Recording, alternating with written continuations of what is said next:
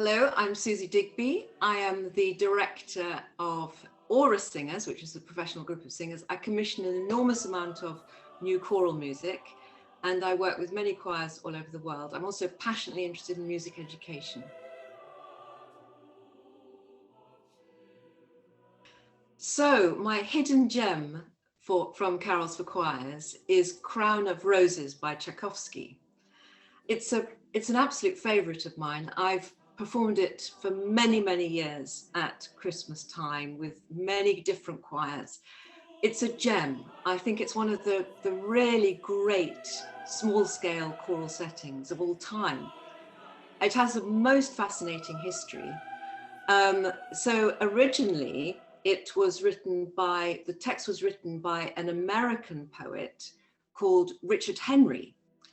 And then it was translated into Russian by the Russian poet Pleshcheyev, but without any reference to the original poet, Richard Henry.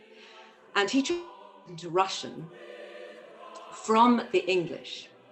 And that's where Tchaikovsky found it. And he set it, fascinatingly, he conducted it himself at one of the official openings of Carnegie Hall in 1891. And then it was translated back into English from Pleshcheyev's Russian translation of the original by Jeffrey Diermer. And this is the setting that we all know. And that was for the English Carol book in 1913. And it has been added and beautifully edited, of course, by John Rutter into Carols for Choirs. And that is the version we all use. It's a wonderful poem, and this translation is beautiful. So Jeffrey Diermer actually has reorganized the rhyming. So he uses the rhyming structure AABB. So for example, it starts, when Jesus Christ was yet a child, he had a garden wild, wherein he cherished roses fair and wove them into garlands there. Whereas the original rhyming structure was ABCB, but it works beautifully, absolutely beautifully. It's incredibly expressive, and it goes through a range of emotions. It's a story, and it's the story of Jesus Christ, the boy, who has a small wild garden. And he sits in his garden weaving garlands of roses. Along come a troop of bullying children, and they taunt him, and they shout at him. And Tchaikovsky sets it so effectively.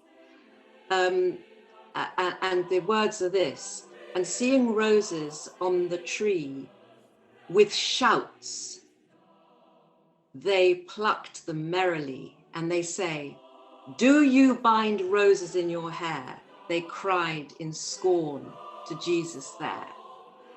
And then the boy replies humbly, take, I pray, all but the naked thorns away. And then they press down on his head the crown of thorns.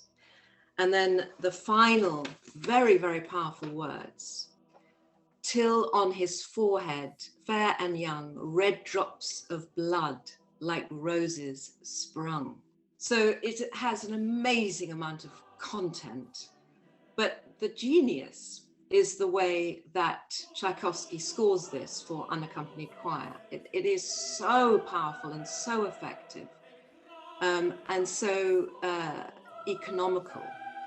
It has a sort of modal character. It's actually an E minor, but without the accidentals, it has this very modal character. Originally, Tchaikovsky scored it as a solo song piano.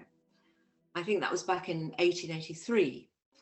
And then he didn't set it for choir until 1889. So it comes to us through this fascinating history of the text and this beautiful setting. I mean, it's moving. Choirs absolutely love it.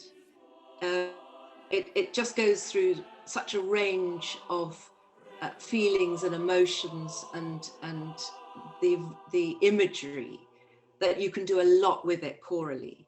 You know, you can really explore with the choir all these different facets of the piece.